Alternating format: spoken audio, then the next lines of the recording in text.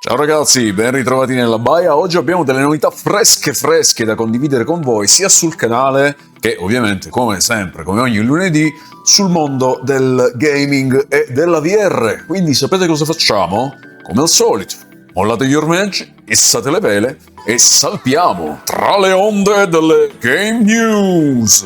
Prima di tutto, qui nella baia stiamo lavorando per portarvi il meglio dell'informazione videoludica su flat e realtà virtuale. Ci saranno guide, approfondimenti e una bella sorpresa che scoprirete presto. Quindi, ragazzi, se ancora non lo avete fatto, iscrivetevi e attivate tutte le notifiche per non perdervi nulla. Capitano, non dimenticare che ci sarò anch'io nei nuovi contenuti. Ho in serbo una sorpresa speciale e sarà davvero uno show per chi ci guarderà. Intrattenimento e divulgazione videoludica, tutto in un solo video. Esattamente, ma non sveliamo troppo e partiamo subito con le notizie. La baia di Ben! La baia di Ben! Ragazzi, Meta ha annunciato che a breve interromperà Quest Move, il sistema integrato di monitoraggio delle calorie bruciate dall'attività fisica fatta sui visori Meta. Una mossa che non mi sorprende troppo, considerando che Move non è mai stato uno strumento così preciso, è approssimativo, addirittura potenzialmente fuorviante, visto che tendeva sempre a sovrastimare le chilocalorie bruciate e non di poco. E questo può essere un bel problema, capitano. Uno si allena pensando di aver smaltito il bottino del banchetto e invece scopre che ha solo fatto il riscaldamento. Già, Barba, ed è proprio questo il problema. Perché per chi usa la VR anche solo per fare attività fisica, avere una lettura dei dati sbagliata può portare a valutazioni errate sul proprio allenamento e soprattutto sulla propria alimentazione, argomento molto importante. Per fortuna Meta ha parlato di questa rimozione come parte di un piano per offrire funzionalità migliorate, quindi più che una perdita potrebbe essere un segnale di cambiamento in meglio. L'idea sarebbe quella chiaramente di un nuovo sistema di tracciamento molto più preciso, magari anche in grado di interfacciarsi con dispositivi esterni come cardiofrequenzimetri o altri dispositivi con sensori biometrici. Sarebbe sicuramente un bel passo in avanti rispetto al sistema attuale, che invece calcolava tutto in modo molto generico. Ovviamente al momento queste sono mie supposizioni perché non abbiamo nessuna notizia in merito a quello che in realtà verrà introdotto al posto di Move, qualora Move venisse realmente sostituito. Ma se Meta vuole davvero offrire qualcosa di utile per chi usa la VR per allenarsi, deve puntare su un sistema più avanzato e sicuramente più accurato. Staremo a vedere e aspettiamo di ricevere nuovi aggiornamenti nelle prossime notizie. E voi ragazzi, usavate Quest nei vostri allenamenti e utilizzavate Move per tenere traccia? Come avete preso questa notizia che Move sta per essere rimosso? Vi dispiace oppure non ve ne frega nulla? Fatemelo sapere nei commenti. Allora, attenzione, Rockstar ha messo le mani su Video Games Deluxe, il team australiano che ha lavorato alla versione VR di L.A. Noire e che almeno sulla carta era coinvolto anche nello sviluppo di GTA San Andreas in VR. Ora, questa acquisizione potrebbe sembrare un segnale che qualcosa si muove sul fronte VR per quanto riguarda Rockstar, ma qui bisogna fare un bel respiro, guardare la situazione con un occhio meno speranzoso, perché la realtà dei fatti è che non abbiamo nessuna conferma sullo stato di GTA San Andreas in VR, sul quale vige il silenzio radio da anni. Rockstar e Meta, vi ricordo che avevano annunciato ufficialmente il progetto anni fa durante un Meta Connect e poi il silenzio. Adesso arriva questa acquisizione, ma Rockstar non ha detto nemmeno mezza parola per quanto riguarda il gioco in VR. E qui il sospetto mi sorge. Ma se questa invece fosse soltanto un'acquisizione per chiudere definitivamente il progetto? Ah, capitano, non vorrai mica insinuare che Rockstar abbia acquisito lo studio solo per mettergli le catene ai piedi e farlo affondare con la sua nave? Ma Barba, non lo dico io, lo dice la storia recente dei giochi VR. E poi diciamoci la verità, poi ci sono sempre quei giocatori che urlano vogliamo GTA in VR, che sono gli stessi che hanno fatto lo stesso casino per Assassin's Creed Nexus per poi lasciarlo a prendere polvere nello store di Meta. Tant'è che Ubisoft ha visto i numeri e ha detto sapete cosa? Ce ne andiamo dalla VR. Vogliono il tesoro, ma poi non si degnano nemmeno di salpare per andarlo a prendere. Esatto, Rockstar quindi potrebbe aver pensato meglio chiudere baracca prima di perdere tempo e soprattutto risorse su un progetto che rischia di non vendere abbastanza. Oppure, e qui si va al punto ottimistico, potrebbe essere effettivamente un segnale che qualcosa dietro le quinte si stia muovendo. Ma fino a quando non ci saranno annunci ufficiali, meglio non farci troppe illusioni. Rockstar sta effettivamente preparando qualcosa o sta soltanto chiudendo il coperchio sulla bara di GTA San Andreas in VR? Fatemelo sapere nei commenti. Intanto, prossima notizia. Passiamo a una notizia che farà muovere i fianchi agli appassionati di VR. The New Salsa Academy, un'applicazione in realtà virtuale dedicata all'insegnamento della salsa. No, non quella salsa, ragazzi. Questa applicazione ha introdotto una nuova modalità che si chiama Challenge Mode. Questa modalità offre coreografie complete accompagnate da musica del DJ, abbastanza importante che io disconosco, ve lo dico già, che ha addirittura ricevuto una nomination ai Latin Grammy. Ricky Campanelli, non so chi sia. Esatto, capitano. In questa modalità i giocatori possono cimentarsi in routine più lunghe, accumulando punti in base alla precisione e al tempismo dei loro movimenti. Maggiore è la pulizia dei movimenti, più alta sarà la posizione nella classifica globale. Beh, devo confessare, adesso non prendetemi per il culo tra i commenti perché vi banno, ho provato questa modalità circa un mesetto perché ero stato invitato a provarla in anteprima. Purtroppo a causa di numerosi contenuti da gestire, da portare sul canale, non sono riuscito a dedicare un video completo, ma ve ne sto parlando adesso. Però vi dico, se siete amanti di queste applicazioni, a parere mio, che non lo sono, è un'applicazione valida. Non mi sono mai cimentato in nessun corso di danza, quindi devo dire che se mi ha fatto raggiungere qualche piccolo risultato, significa che funziona. È comprensibile, capitano. La salsa è una danza che richiede passione e dedizione, e poterla apprendere attraverso la realtà virtuale è un'opportunità straordinaria. Inoltre, la possibilità di confrontarsi con una classifica globale aggiunge un elemento di competizione che può motivare ulteriormente gli utenti. Beh sì, assolutamente, soprattutto per chi fosse interessato. A proposito, The New Salsa Academy è attualmente disponibile in accesso anticipato su Meta Horizon Store al prezzo di 20 euro o 20 dollari, adesso non mi ricordo, andate a vedere voi. Se siete appassionati di danza o semplicemente curiosi, se siete anche solo curiosi, i motivi per provarla ci sono, beh, vi consiglio vivamente di dare un'occhiata. E chissà, magari tra i nostri spettatori si nasconde il prossimo talento della salsa. Eh sì, il talento della salsa. Al massimo tra i nostri spettatori si nasconde il talento del ragù, altro che salsa. E con questa nota musicale passiamo alla prossima notizia. Ok. Ragazzi, questa notizia potrebbe sembrare strana, giuro che non me la sono inventata e non voglio fare incazzare i sonari. Sony ha deciso di lanciare un servizio di noleggio per PlayStation 5 nel Regno Unito. E il problema è che forse potrebbe arrivare anche in Italia. In pratica, invece di acquistarla, la console, gli utenti la potranno pagare mensilmente, come se fosse un abbonamento, un leasing, un comodato d'uso. Un'idea innovativa? Ma... Innovativa, capitano, questa mi puzza di disperazione. Sì, in effetti Sony sembra un po' alle strette ultimamente, non sa più che pesci pigliare, le vendite di PlayStation 5 sono in calo anno dopo anno, la mossa nostalgica della console del 30° anniversario venduta a 1.000 euro non ha dato ottimi risultati perché ne sono state vendute poche unità, e chi l'avrebbe mai detto? E ora sta perfino mollando le esclusive, cercando dobloni anche tra i giocatori della concorrenza. E infine la console a noleggio, che sia un tentativo disperato di tenere a galla il proprio mercato. Barba, facci una bella battuta in merito, via, ironico, su. Prossimo passo? Pacchetto assistenza premium, un tecnico Sony a domicilio per accendere la console e spiegarti come premere start, o magari il tutor gamer che ti prende per mano quando resti bloccato in un gioco. Ehi, vedo che hai fallito 5 volte di fila, vuoi che giochi io per te? Solo 9,99 al mese. Ah, pure!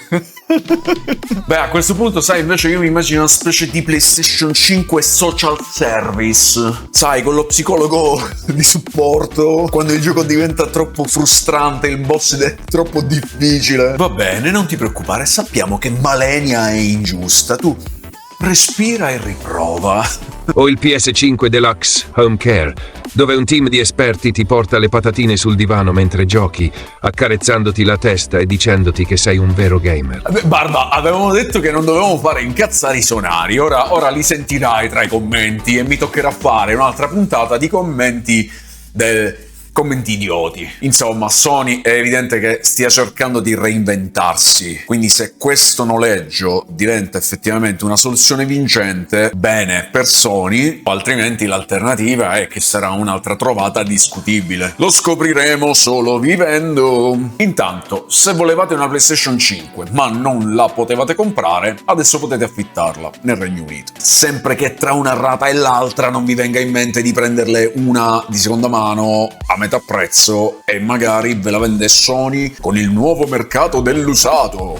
Quanto mi diverto a fare questi video. Ma passiamo alla prossima notizia. Meta sta portando avanti una ricerca per generare avatar fotorealistici, lo sapevamo già, ma stavolta partendo da appena 4 selfie. Ragazzi, è una tecnologia incredibile perché potrebbe rivoluzionare effettivamente la realtà virtuale nel modo in cui interagiamo tra di noi all'interno del metaverso oppure all'interno di altre applicazioni social. Intanto il gaming su Quest continua a ricevere sempre meno attenzioni.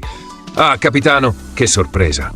Sì, ma Barba, a volte mi sembri peggio degli utenti che commentano sotto al video. Mamma mia, sei diventato polemico. Però non è un segreto che Meta abbia sempre investito massicciamente sugli avatar fotorealistici piuttosto che sui giochi. Lo sappiamo. Da anni il suo focus è il metaverso, mondi per rendere le interazioni social più realistiche, spesso a discapito dello sviluppo di attività ludiche di alto livello. Mi domando sempre chi sia il pubblico di riferimento. Vogliono creare versioni digitali di noi stessi così perfette che la gente preferirà stare nel metaverso piuttosto che nella realtà? O vogliono solo vendere questa tecnologia a qualche azienda per farci indossare altri visori in ufficio? Bella domanda, sì, effettivamente, in parte sono d'accordo, in parte no. Il fatto è che questa innovazione spingerà ulteriormente il settore di questi avatar avanzati, mentre il gaming su Quest deve ancora rincorrere titoli AAA che funzionino bene e che vendano bene per far parlare di sé, oltre a un supporto a livello software più concreto, che ultimamente da parte di Meta scarseggia un po'. Però magari, chi lo sa, questa nuova tecnologia può essere impiegata anche per esperienze videoludiche molto più avanzate e magari non solo per vedere il viso degli altri partecipanti durante una riunione di lavoro. Esatto. Perché va bene migliorare il metaverso, ma se poi ci ritroviamo con un visore senza giochi di qualità, che ce ne facciamo di un avatar fotorealistico? Lo usiamo per guardare il vuoto. Sì, Meta ha la tecnologia, Meta ha il potenziale. Vediamo eventualmente se decideranno di utilizzarlo anche per il gaming, oppure se continueranno a puntare tutto su questi avatar fotorealistici e sul metaverso. Voi che ne pensate? Fatemelo sapere tra i commenti. Rimaniamo su Meta, però passiamo a una notizia che ha fatto storcere un po' il naso a qualcuno. Meta ha aggiornato la documentazione per gli sviluppatori, attenzione, introducendo una sezione dedicata ai permessi delle fotocamere dei visori Quest. Questo ha fatto immediatamente scattare un allarme. Meta ci spia, al solito. Ma alt, vediamo bene di cosa si tratta prima e non saltiamo a conclusioni affrettate. Dunque, Meta ha introdotto queste API, che non sono quelle che fanno il miele. In pratica consentono agli sviluppatori di richiedere l'accesso ai flussi video delle fotocamere del visore, ovviamente con il consenso esplicito dell'utente, quindi siamo noi che possiamo negare o acconsentire. Ma a quale scopo? Questo permetterebbe di creare esperienze in realtà mista molto più precise e più avanzate, in cui le app possono sovrapporre elementi virtuali al mondo reale, ma in modo molto più realistico, preciso e altamente interattivo. Questo è sicuramente un passo molto in avanti per quanto riguarda il pass-through e la realtà mista. Ma ovviamente, ragazzi, quando si parla di accesso alle camere, il panico è dietro l'angolo ed effettivamente non è una cosa che bisogna essere presa sotto gamba. Bisogna fare attenzione. Chiaramente Meta precisa che l'accesso a questa possibilità non è automatico, il sistema vi chiederà il permesso prima di attivarlo e soprattutto non si tratta di una registrazione continua, attenzione. Oppure non ci sarà trasmissione di questi dati a server esterni. Le immagini immagini rimarranno locali sempre sul vostro dispositivo e verranno utilizzate, almeno sulla carta, sempre per migliorare l'esperienza dell'utente all'interno di applicazioni che ne facciano richiesta. Quindi no, non ci stanno spiando mentre ci facciamo una serie di porno in VR, oppure mentre giriamo per casa con il visore in testa. Chi cazzo è che lo fa? Non lo so, non lo fate. Certo, fa sempre stare attenti e dare un occhio alle politiche sulla privacy, ma per quanto riguarda questa cosa l'ho già fatto io per voi e pare non esserci nessun pericolo, e soprattutto questo non è un tentativo di videosorveglianza da parte di Meta. Se proprio vi preoccupate di essere spiati, innanzitutto date un occhio a questi, che sono le principali fonti audio-video di controllo, e poi quando siete per strada guardatevi intorno e scoprirete che ci sono 1 milione di telecamere che vi riprendono da ogni angolazione. Quindi sia in casa tramite questi siamo spiati, sia fuori tramite le telecamere siamo spiati. Preoccuparsi di Meta, che anzi ce lo sta dicendo che c'è questa possibilità che dobbiamo noi attivare o disattivare, beh, direi che Meta forse è l'ultima delle nostre preoccupazioni. E torniamo a parlare di visori VR, non Meta ma di altri produttori. Stavolta tocca a Samsung, che sembra voler entrare in grande stile nel mercato con il prossimo visore, che monterà display micro OLED 4K di Sony. Ed è strano, perché Samsung è produttore di pannelli OLED, quindi un visore Samsung che si affida a Sony per i pannelli OLED? Già, capitano. La ciurma dei produttori di visori si allarga, ma la domanda è sempre la stessa, ne sentivamo il bisogno. Beh sì, più concorrenza sul mercato VR in teoria dovrebbe portare a più innovazione, giusto? Comunque parliamo un pochino di cosa si sa finora su questo visore. Come dicevo, dovrebbe montare 2 schermi micro OLED da 4K di Sony, il che dovrebbe promettere una qualità visiva di alto livello. Oh, finalmente qualcuno ha deciso di prendere il buono del PSVR 2 senza il cavo della dannazione.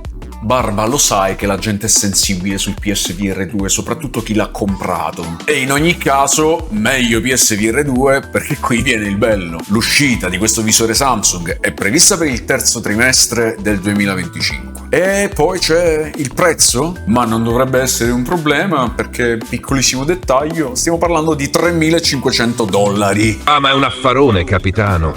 A questo prezzo ci danno anche una nave? Magari un galeone in miniatura? Purtroppo no, non ci daranno neanche una bacinella, neanche un lavabo, ma tranquillo, perché tanto non spetta a noi preoccuparci di questo. 1, perché non me lo posso permettere, e 2, perché ne verranno prodotti soltanto 500.000 pezzi. Quindi non è un visore per giocare, è un cimelio da collezione.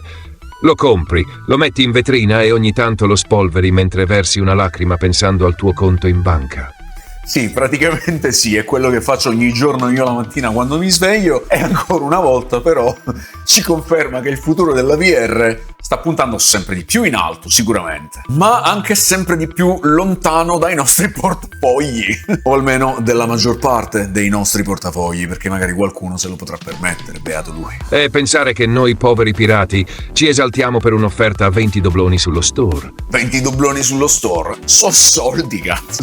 E su questa perla di saggezza passiamo alla prossima notizia.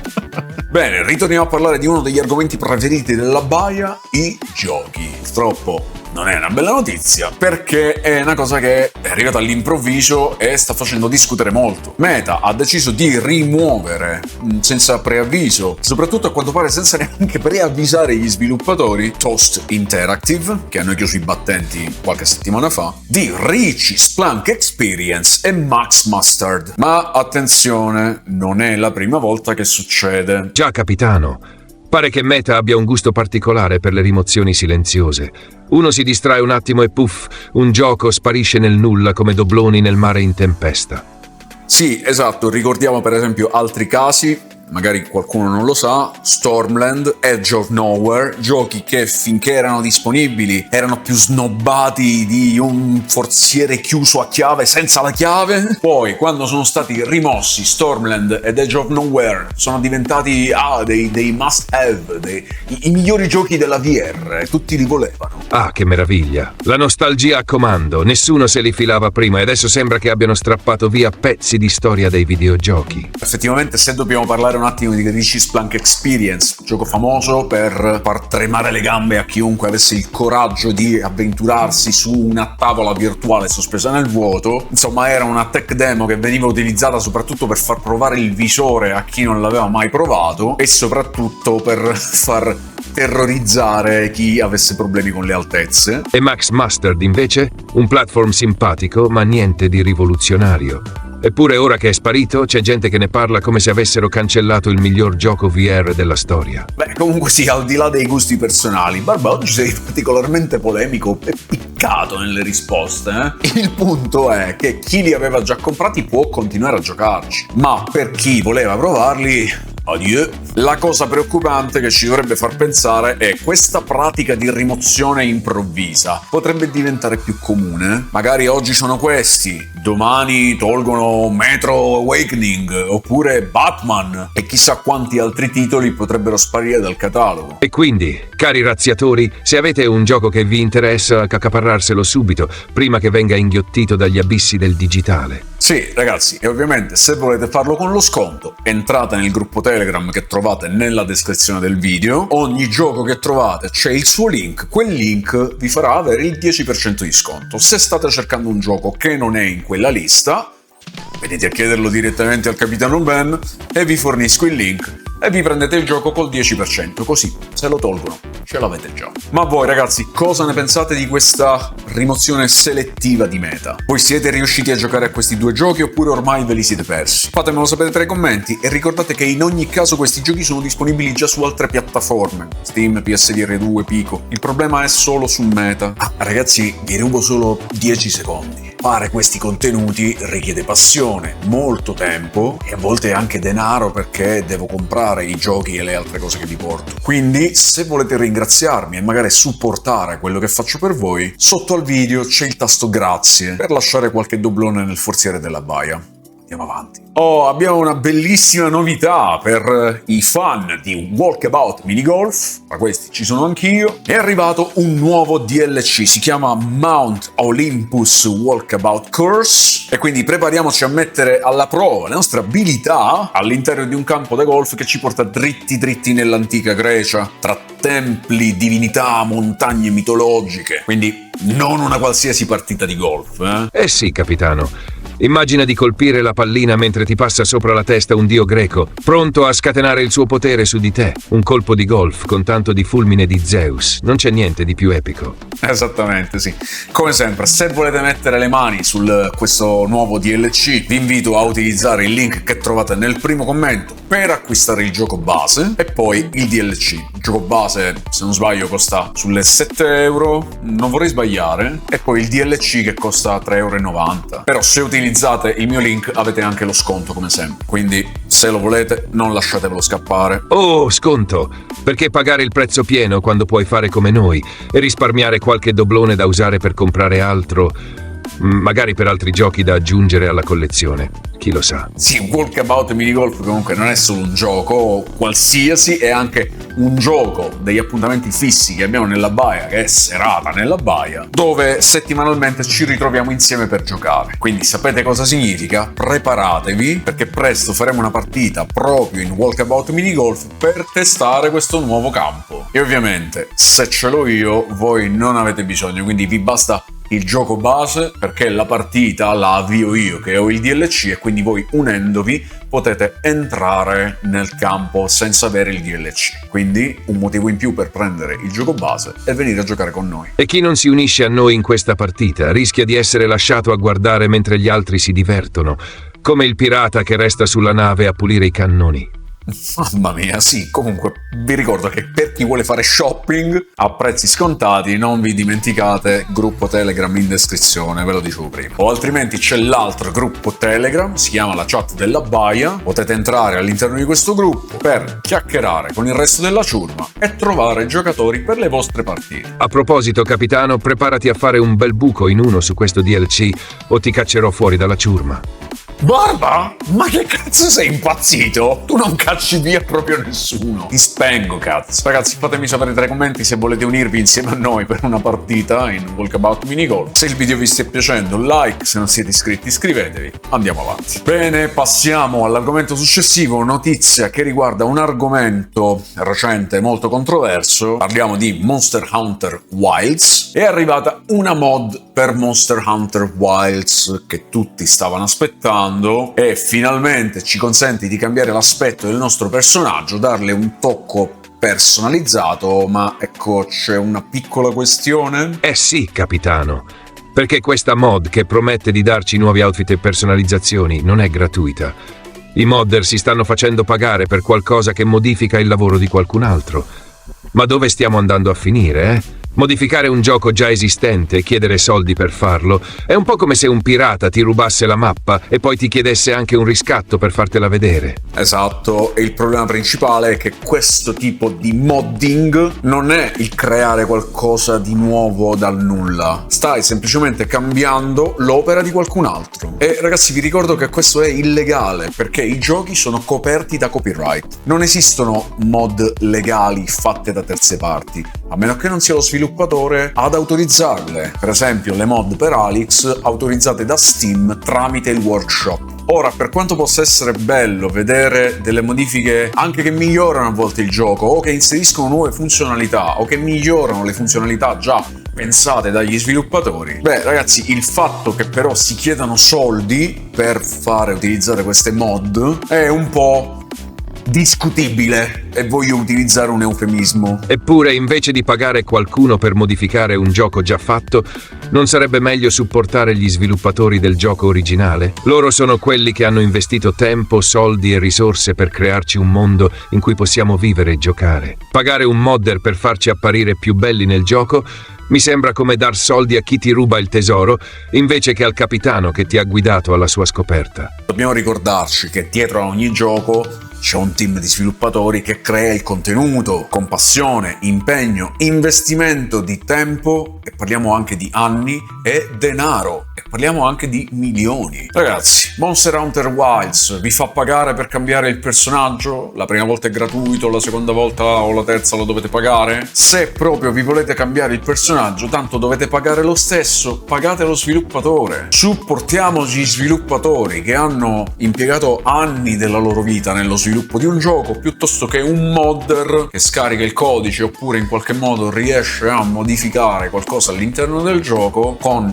poche ore di lavoro e per giunta si fa pagare, anche perché, ripeto, pagando queste mod stiamo supportando economicamente una violazione del copyright. Esattamente, capitano. E come sempre, i modder che si fanno pagare dovrebbero ripensarci. Il rispetto per il lavoro altrui è fondamentale, anche nel mondo digitale. Esattamente. Voi ragazzi cosa ne pensate? Vi sembra giusto che ci siano questi modder che si stanno facendo pagare per questa mod? Per alla fine quella che è una violazione del copyright? Fatecelo sapere tra i commenti. E andiamo avanti. Ok, notizia curiosa.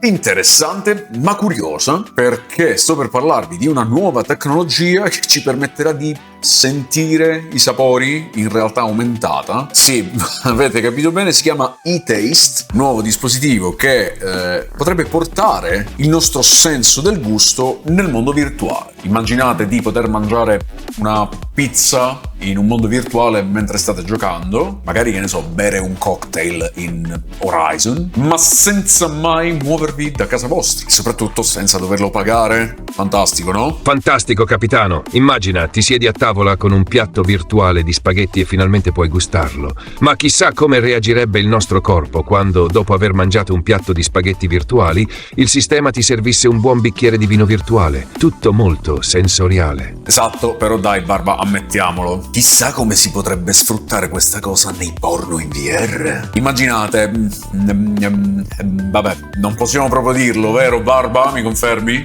Capitano, io avrei qualche idea.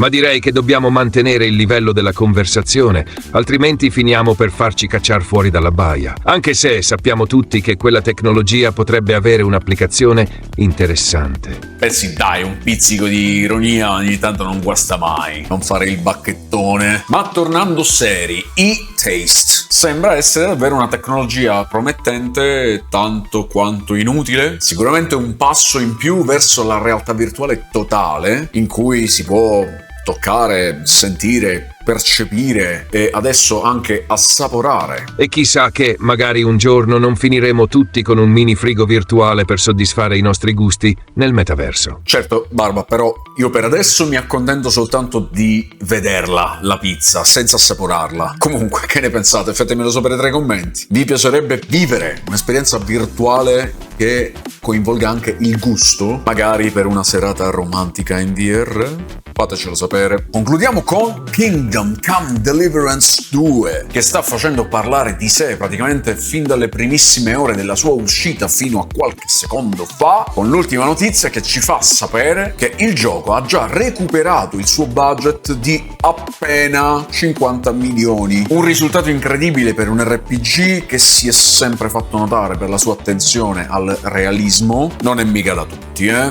Ah, capitano, si parla sempre di grosse produzioni, ma non dimentichiamoci di questi giochi che fanno parlare di sé con i numeri, non solo con gli slogan. Un budget contenuto è già in pari, un po' come trovare un forziere pieno dopo una lunga navigazione in acque turbolente. Sì, e dobbiamo considerare anche che Kingdom Come Deliverance è un gioco che ha riscosso il suo successo da chi ne parlava male, e inoltre non ha mai avuto il successo di queste mega corporazioni oppure campagne di marketing stramiliardarie. Appunto per questo il suo budget è molto ridotto. Questo dimostra che a volte anche solo qualità, competenze e soprattutto passione da soli riescono a portare dei risultati eccellenti. Non possiamo non ammettere che il gioco ha fatto un bel passo avanti. Quindi, se ancora non l'avete fatto, vi consiglio di prenderlo con il 30% di sconto usando il link di Instant Gaming che trovate nel primo commento. Non vi deluderà, ve lo prometto. Sì, ve lo assicuro. Barba, prendi iniziative. Comunque sì, ragazzi, se lo volete prendere 30% di sconto, vi lascio il link nel primo commento, link Instant Gaming, per acquistarlo col 30% di sconto. Guarda un po'. In chiusura, ringrazio tutti voi per aver guardato il video fino alla fine. Se arrivati fino alla fine del viaggio senza abbandonare la nave prima della fine della traversata. Se il video vi è piaciuto lasciate un like, se ancora non siete iscritti iscrivetevi, attivate tutte le notifiche per rimanere aggiornati sui nuovi contenuti. Ricordo che arriveranno delle bellissime sorprese sul canale, stiamo aumentando un po' il livello di competenza di questo canale, Mi sono stufato di fare giochini e video del cavolo, voglio portare la mia competenza sul canale e ve la dimostrerò. Ovviamente, se volete supportare la baia con qualche doblone, potete farlo con il tasto grazie che trovate qui sotto. Nel primo commento in evidenza trovate anche i miei link meta affiliato per acquistare queste 3 e 3S, ricevendo così 30 euro di credito, ma anche supportando la baia a costo zero, perché non c'è alcun sovrapprezzo, ma utilizzando quei link supportate indirettamente la baia. Quindi mi raccomando ragazzi, se volete acquistare il visore, utilizzate quei link. Ricevete voi 30 euro, ricevo io qualche commissione. E qui si parla chiaro, non si parla così cripticamente, non si tengono nascoste le cose, si parla chiaro. Voi comprate il visore e io ricevo una commissione. Altri link invece molto utili con tanto di codice sconto li trovate nella descrizione del video per l'acquisto di accessori VR delle migliori marche, come cinturini per il visore di qualsiasi visore, con o senza batteria, grip per controller, lenti graduate VR Rock per giocare in VR senza occhiali da vista. Anche lì avete lo sconto. Quindi mi raccomando ragazzi, avete la possibilità di supportare la baia, fatelo con like, commenti, iscrizioni, utilizzando i link, e i migliori razziatori possono utilizzare il tasto grazie. Perché, come sappiamo, capitano, anche nel mare digitale ci vuole un po' di coraggio per navigare, ma con il supporto della ciurma nulla è impossibile. Esattamente Barba, ottimo messaggio, mi sei piaciuto. Ma adesso, dal Capitano Ben e da Barba è tutto, vi aspettiamo nella baia. Un saluto marmaglia. Ho ho!